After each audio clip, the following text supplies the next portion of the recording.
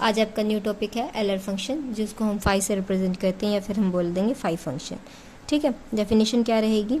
It is the function for all the positive integer n is defined as phi of n is equals to 1 if n is equals to 1 and जब n की value 1 रहेगी तो phi of n भी आपका क्या होगा? 1 होगा, जब आपकी n की वैल्यू ग्रेटर देन 1 हो जाए। ठीक है, या फिर 1 के अलावा कोई और भी वैल्यू कैरी करता हो, तब क्या होगा आपका phi of n? Number of positive integers less than n। अब हमने इससे पीछे वाले एक्सरसाइज में एक रिजल्ट पढ़ा था, अगर कोई भी p प्राइम नंबर है आपका, तो उससे कम जो भी नंबर्स होंगे, कंसीडर कि 7 जो है वो प्राइम नंबर है, और इससे नीचे कौन से नंबर होंगे आपके? 1 2 3 4 5 6। तो इन सब नंबर्स के साथ इनकी जीसीडी क्या आएगी? आपकी 1 होगी। ठीक है, 7 और 6 की भी जीसीडी 1 होगी, 7 और 5 की भी जीसीडी 1 होगी, 7 और 4 की भी जीसीडी 1 होगी। तो कहने का मतलब ये है, अब n जो आप चूज़ करोगे अगर वो प्राइम नंबर है तो उससे कम जो भी नंबर होंगे उनके साथ जीसीडी 1 आएगी। अब जैसे मैं फाई ऑफ 7 निकालूंगी ना, 7 से कम कितने नंबर थे जिनके साथ जीसीडी 1 थी? 1 2 3 4 5 6। तो इसका आंसर क्या आ जाएगा? डायरेक्ट 6 आ जाएगा। क्लियर है?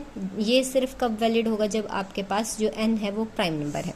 यानी अगर 9 प्राइम नंबर होता नहीं है, 11 है, फाई ऑफ 11 अगर हम फाइंड आउट करेंगे तो क्या हो जाएगा? एक टर्म कम, यानी 10। ठीक है, क्लियर है? और बाकी टर्म्स जो क्या कर रहे हो, कंपोजिट फैक्टर ले रहे हो अपने अंदर, जैसे मान लो 10 हो गया और आपका हो गया 68 हो गया, 32 हो गया, इनके आपको फैक्टर्स मिलेंगे और फिर फैक्टर की फॉर्म में जो प्राइम नंबर आएगा और फिर उसकी हेल्प से हम फाई फंक्शन फाइंड आउट करेंगे। यहाँ ये डायरेक्ट प्राइम नंबर था, जब डायरेक्ट प्राइम नंबर गिवन हो, जब हम क्या कर देंगे? जस्ट 1 माइनस कर देंगे जो आपकी एक्चुअल वैल्यू होगी। नेक्स्ट क्या है? Some important results on phi function. If p is a prime number then phi of p is equals to p minus 1। ये मैंने आपको बता दिया है पहले ही। ठीक है, नेक्स्ट क्या है? Euler function is a multiplicative function. क्या है? अगर दो नंबर लिए, उनकी जीसीडी 1 है और हम उन दोनों की ही प्रोडक्ट पे क्या लगा रहे हैं? Euler function. तो वो आपका किस तरह से अलग हो जाएगा? Phi of m and phi of n। Clear है? अगर दो की प्रोडक्ट है, मान लो 10 है, 10 के फैक्टर क्या होंगे? 2 और 5। दो नंबर की प्रोडक्ट होगी, फाई ऑफ 10 फाइंड आउट करना है, तो क्या हो जाएगा? Phi of 2 and phi of 5। अब 2 क्या है? प्राइम नंबर, तो क्या हो जाएगा? 1, 2 माइनस 1 1, और 5 माइनस 1 कितना हो जाएगा? 4। तो आंसर क्या आ जाएगा? 4। तो किसी भी फंक्शन का अगर आपको एलर फंक्शन फाइंड आउट करना है तो ये क्राइटेरिया रहेगा। नेक्स्ट रिजल्ट क्या है? इफ़ n1 n2 और nr up to nr are pairwise relatively prime. ठीक है, कि मतलब दो का पेयर है और वो दोनों क्या हैं? एक दूसरे के प्राइम हैं। जैसे ऊपर एग्जांपल किया है, अब 2 और 5 एक दूसरे के क्या थे? प्राइम थे, तो उन पे हमने फाई को क्या कर दिया था? अलग अलग कर दिया था। वही कर रखा है phi n1 n2 up to nr, phi of n, phi of n2, phi of nr। तो यहाँ पे ये सारे क्या हो जाएंगे? फाई फंक्शन सब पे क्या हो जाएगा? अलग अलग एप्लीकेबल हो जाएगा। फोर्थ रिजल्ट क्या कह रहा है आपका? If p is a prime number and k is any positive integer then. अब क्या था? यहाँ तो 10 था तो क्या हो गया था? डायरेक्ट प्राइम नंबर्स आ गए थे। अगर मैं लेती हूँ आपका नंबर लिया मैंने, थिंक 50 लिया। ठीक है, इसका आपको क्या करना है? फाई फंक्शन फाइंड आउट करना है। पहले हम क्या करेंगे? इसके फैक्टर्स बनाएंगे, क्योंकि प्राइम नंबर तो है नहीं है। तो 2 इंटू में 25, और 25 को हम कैसे लिख सकते हैं? 5 की पावर 2। तो 2 की पावर 1 और 5 की पावर क्या आ गई है? 2। जब ऐसे हो कि प्राइम नंबर्स की पावर एग्जिस्ट कर रही है, उस टाइम पे हमें जो फाई फंक्शन है वो किस तरह से फाइंड आउट करेंगे?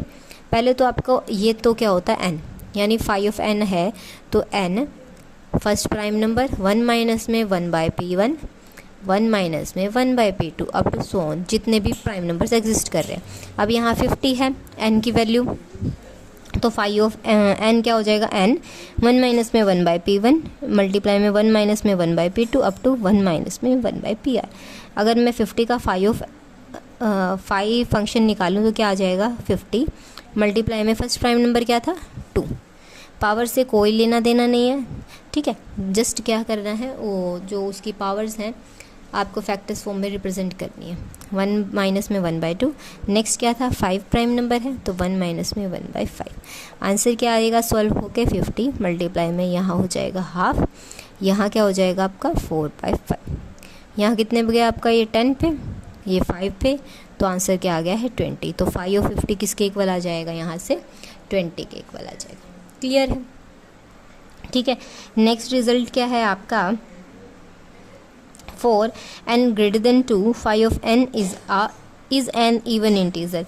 जब n की वैल्यू 2 से बड़ी रहेगी तब आपके पास जो 5 ऑफ फंक्शन रहेगा ना, हमेशा क्या आएगा, एक इवन वैल्यू रहेगी। ग्रेटर देन 2 रहना चाहिए, ना 2 आना चाहिए ना 1 आना चाहिए। 1 पे तो आपका ऑड रहेगा ही रहेगा। अब 5 ऑफ 2 निकाल के देख लो, प्राइम नंबर है तो 2 - 1 1, ठीक है, ये भी ऑड नंबर है। तो 2 से बड़ी वैल्यू रहेगी वो हमेशा आपको क्या आंसर देगी, एक इवन नंबर आंसर देगी। क्लियर है, ठीक है। अब फर्स्ट एग्जांपल है आपका 5 ऑफ 68। अब 68 क्या है, एक कंपोजिट नंबर है, तो इसके पास इसके क्या करेंगे, फैक्टर्स लाई करेंगे। तो 5 ऑफ 68 किस तरह से फाइंड आउट करेंगे, पहले 68 के फैक्टर्स बना लिए, क्या हो जाएंगे 2 की पावर 2 डॉट 17 की पावर में 1, ठीक है। इसको इस तरह से रिप्रेजेंट करो या ना करो, it's totally depends upon you. अब यहाँ पे फर्स्ट प्राइम नंबर हो गया है 2 एंड सेकेंड प्राइम नंबर हो गया 17। इस फॉर्मूला में सब्स्टिट्यूट करेंगे, 5 of n is equals to n 1 minus में 1 बाई P1 इंटू में 1 माइनस में 1 बाई P2। P1 P2 की वैल्यू सब्स्टिट्यूट करेंगे और n की वैल्यू सब्स्टिट्यूट, यहाँ क्या हो जाएगा, फिर ये 1/2 हो जाएगा, यहाँ 1/2 और 16/17 वैल्यू को कैंसिल करेंगे, आंसर क्या आ जाएगा 32। देखो जब n की वैल्यू ग्रेटर देन 2 है तो आंसर क्या आया, एक इवन नंबर आया, ठीक है। अब नेक्स्ट क्या है 5 ऑफ 600। पहले आप 600 के फैक्टर्स बनाएंगे एंड देन इस फॉर्मूले को अप्लाई करके जो आंसर आएगा आपको सॉल्व करना है, ठीक है। आपको ये अपने आप ट्राई करना है। अगर फिर भी कोई डाउट हो तो कमेंट सेक्शन में कमेंट कर सकते हैं आप। आगे क्या है, इवेलुएट 5 ऑफ 462, ठीक है। अब 462 है, अब ग्रेड क्या है आपका, प्राइम नंबर तो है नहीं है क्योंकि लास्ट में 2 आ रखा है। अब इसके क्या बनाने पड़ेंगे, फैक्टर्स बनाने पड़ेंगे, ठीक है। तो फैक्टर्स क्या क्या आ जाएंगे, 2 3 7 11। यहाँ पे ये सभी ही क्या है, प्राइम नंबर्स हैं। प्राइम नंबर्स है तो अब हमें पता है जो 5 फंक्शन होता है वो क्या होता है, मल्टीप्लिकेटिव फंक्शन है। तो यानी अगर मैं फैक्टर्स पे 5 लगाऊंगी तो वो हर एक पे अलग अलग हो जाएगा। तो 5 of n is equals to 5 of P1 P2 P3 P4, तो अलग हो जाएगा सब पे, 5 of P1 5 of P2 5 of P3 5 of P4, P1 - 1 P2 - 1 P3 - 1 P4 - 1, सभी में से 1 1 क्या हो जाएगा, रिड्यूस हो जाएगा आपका, रिड्यूस हो जाएगा। 2 माइनस में 1 हुआ, 3 माइनस में 1 7 - 1 11 - 1 1 2 6 10, सबकी मल्टीप्लाई करके आंसर क्या आ गया आपके पास 120 आ गया, ठीक है। यहाँ पे आप इस फॉर्मूले से भी कर सकते हैं और जो 1 माइनस में 1 बाय में P1 था उस वाले फॉर्मूले से भी इसको कर सकते हैं, क्योंकि पावर का तो कोई रोल होता नहीं है इस फॉर्मूले में भी। तो आप इससे भी करना चाहो इससे कर सकते हैं, इससे करना चाहो इससे कर सकते हैं, ये इजी पड़ेगा, टाइम कंज्यूमिंग नहीं होगा। अगर आपको लग रहा है कि आपका क्वेश्चन मार्क्स ज़्यादा कैरी करता है तो आप इस फॉर्मूले को अप्लाई करें। अगर आपको लगता है कि कंपलसरी है 1 और 2 मार्क्स में आ रखा है तो आप इसको अप्लाई करें, ठीक है। नेक्स्ट डेफिनेशन क्या है आपकी, रेजिड्यूज़ की। If A congruent to B modulo M then B is said to be a residue of A modulo M। अब क्या है, कोई भी नंबर है A, उसको मैं क्या कर रही हूँ, M से डिवाइड किया, ठीक है। M से मैंने इसको डिवाइड किया, मान लो गया Q पे, और रिमाइंडर क्या बच रहा है B। तो ये जो रिमाइंडर है ना, इस रिमाइंडर को ही हम क्या बोल रहे हैं, रेजिड्यू बोल रहे हैं। जैसे मैंने नंबर लिया 11 को मैं 2 से डिवाइड कर रही हूँ, कितने पे गया 5 पे गया, रिमाइंडर क्या आया 1, तो 1 ही हमारा यहाँ पे क्या कहला रहा है, रेजिड्यू कहला रहा है। तो इसको कॉन्ग्रेंस फॉर्म में लिख रखा है। 1 कहाँ पे आया, मिडल में, कॉन्ग्रेंट है किसके, ए क्या था 11 मोडलो किससे डिवाइड किया था 2 से, तो ये कॉन्ग्रेंस बन गई है हमारी, ठीक है। 2 से जब मैंने 11 को डिवाइड किया तो उसने कितना रिमाइंडर दिया 1, तो ये जो रिमाइंडर है यहाँ पे अब इस डेफिनेशन के अकॉर्डिंग क्या बन गया आपका, रेजिड्यू। क्लियर है। अब नेक्स्ट डेफिनेशन क्या है, least residue modulo M। If A is congruent to B modulo M and जो आपका रेजिड्यू है वो कहाँ से कहाँ तक लाई करेगा, 0 से M के बीच में, then B is said to be the least non negative residue of A modulo M। अब क्या कहेंगे, अगर ये कंडीशन है, ठीक है, कॉन्ग्रेंस एग्जिस्ट कर रहा है और जो रेजिड्यू है 0 से M के बीच में लाई कर रहा है, तो B को हम क्या बोलेंगे, least non negative residue of A modulo M, यानी एम को से ए को डिवाइड करने के बाद जो लिस्ट वैल्यू आ रही है ना, वो अगर इसके बीच में लाई कर रही है तो वो क्या बन जाएगी, लिस्ट नॉन नेगेटिव रेजिड्यू बन जाएगा। ठीक है, अब यहाँ पे एग्जांपल दिखा रखा है एक आपको, 37 कॉन्ग्रेंट है 12 मोड 5 के, 37 कॉन्ग्रेंट है 2 मोड 5 के, 37 कॉन्ग्रेंट है 7 मोड 5 के। किस तरह से आया है ये, 5 डिवाइड कर रहा है किसको, 37 को। ठीक है, एक बार तो रिमाइंडर कितना बच गया, 12 बच गया। किससे पे डिवाइड कर दिया, मान लो हमने 5 से किया इसको, यहाँ आ गया 25। ठीक है, तो आपका रिमाइंडर क्या है, एक बार तो 12 आ गया। अब 5 को मैंने 37 से डिवाइड किया, यहाँ पे चला दिया 7 पे, अब की बार रेजिड्यू क्या आ गया, 2 आ गया। एक बार और 37 को डिवाइड किया मैंने 5 से, तब एलसीएम रिमाइंडर यहाँ पे कितना आ गया है, 7। अब क्या है, देखो डिवाइड करने वाला फैक्टर भी वही है और जिसको डिवाइड कर रहे हैं वो फैक्टर भी वही है, बस चेंज किस चीज़ का आ रहा है आपका, रेजिड्यूज़ का। अब इन वैल्यूज़ में से सबसे जो छोटी वैल्यू होगी ना, वो आपकी क्या बन जाएगी, लिस्ट रेजिड्यू।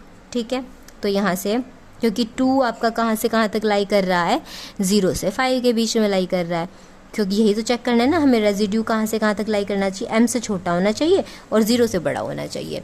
तो यहाँ पे ये कंडीशन सेकंड इक्वेशन जो है क्या, वो क्या कर रही है, फुलफिल कर रही है। तो यहाँ पे 2 आपका क्या हो जाएगा, लिस्ट रेजिड्यू हो जाएगा। क्लियर है। अब नेक्स्ट डेफिनेशन आती है आपके पास, कंप्लीट रेजिड्यू सिस्टम। यहाँ क्या है आपका, a set A1 A2 up to AM is called a CRS, यानी complete residue system modulo M if for every integer b there is one and only one ai such that b is congruent to ai mod m।